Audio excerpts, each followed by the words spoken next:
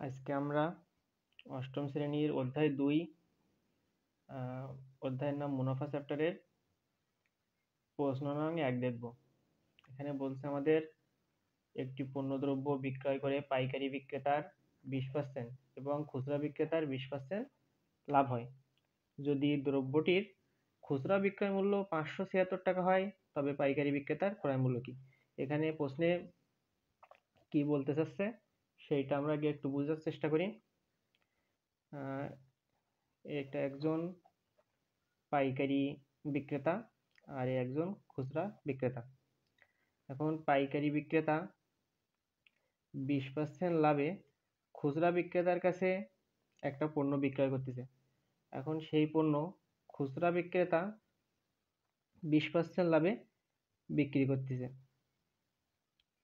এখন খুচরা বিক্রেতা 20% লাভে অর্থাৎ 20% লাভে বিক্রি করে সে 576 টাকায়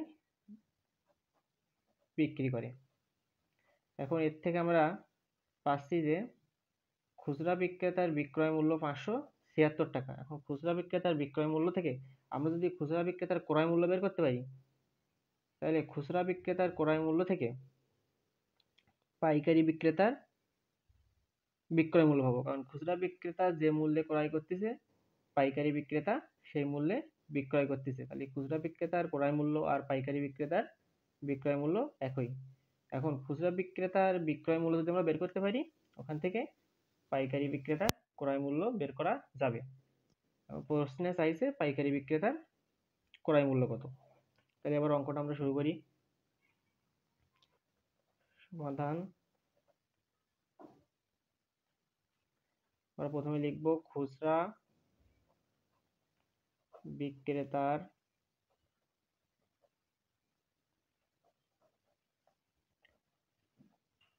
ক্রয় মূল্য 100 টাকা হলে, খুচরা বিক্রেতার ক্রয় মূল্য 100 টাকা হলে খুচরা বিক্রেতা 20% লাভে বিক্রি করতেছে। খুচরা বিক্রেতার ক্রয় মূল্য 100 টাকা হয়, তাহলে 20% লাভে বিক্রয় মূল্য 100 যোগ 20 টাকা সমান সমান 120 টাকা। এখন তাহলে আমরা পাই বিক্রয় মূল্য 120 টাকা হলে ক্রয় মূল্য 100 টাকা। এখন বিক্রয় মূল্য 1 টাকা হলে ক্রয় মূল্য 100 ভাগ 120 টাকা। এখন প্রশ্নে দেখছিলাম খুচরা বিক্রেতা বিক্রয় মূল্য 576 টাকা। তাহলে এখানে আমরা বিক্রয় মূল্য যদি 576 টাকা হয়, তাহলে ক্রয় মূল্য 100 × 576 ডিভাইডেড 120 টাকা। এইটা ক্যালকুলেটর দিয়ে করলে আসে 480 টাকা।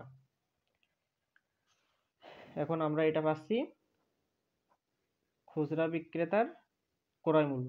এই যে খুচরা বিক্রেতার ক্রয় মূল্য 480 টাকা পেলাম, এটা হচ্ছে পাইকারি বিক্রেতার বিক্রয় মূল্য। কারণ খুচরা বিক্রেতা যে টাকা দিয়ে কিনছিল, পাইকারি বিক্রেতা সেই টাকা দিয়ে সেইটা বিক্রি করছিল। তাহলে আমরা কি বুঝতে পারছি এখান থেকে, খুচরা বিক্রেতার ক্রয় মূল্য সমান পাইকারি বিক্রেতার বিক্রয় মূল্য। সেটা কত? 480 টাকা।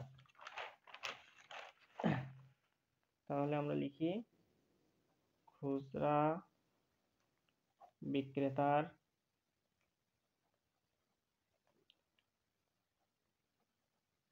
ক্রয় মূল্য সমান পাইকারি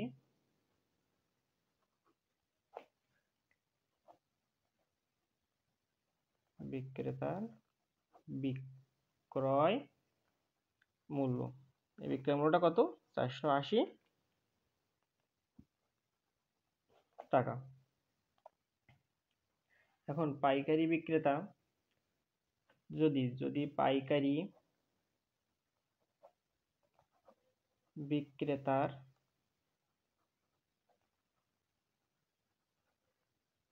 ক্রয় মূল্য 100 টাকা হলে 20% লাভে বিক্রয় মূল্য কত হবে? 100 যোগ 100 যোগ 20 টাকা। যদি পাইকারি বিক্রেতা ক্রয় মূল্য 100 টাকা হয় তাহলে 20% লাভে পাইকারি বিক্রেতার বিক্রয় মূল্য কত হবে? 120 টাকা।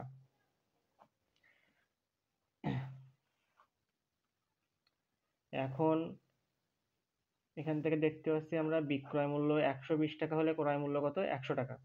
তাহলে বিক্রয় মূল্য 120 টাকা হলে ক্রয় মূল্য 100 টাকা। বিক্রয় মূল্য।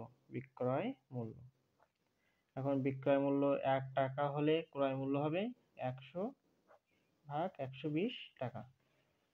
এখন বিক্রয় মূল্য আমরা পাচ্ছি এইখানে খুচরা বিক্রেতার ক্রয় মূল্য সমান পাইকারি বিক্রেতার বিক্রয় মূল্য। তাহলে এখানে বিক্রয় মূল্য পাচ্ছি আমরা 480 টাকা। তাহলে যেহেতু আমরা বিক্রয় মূল্য 480 টাকা পাচ্ছি তাহলে এখানে বিক্রয় মূল্য 480 টাকা হলে ক্রয় মূল্য কত হবে? 100 × 480 ভাগ 120 টাকা। এখান থেকে আমরা এই শূন্য কেটে দিলাম। 12 দিয়ে 48 কাটলে 4 হয়। তাহলে এখান থেকে আসে 4 দিয়ে 100 গুণ করলে 400 টাকা। আমরা এখান থেকে কি পাই? অতএব পাইকারি বিক্রেতার ক্রয় মূল্য 480 টাকা। এটা হচ্ছে উত্তর।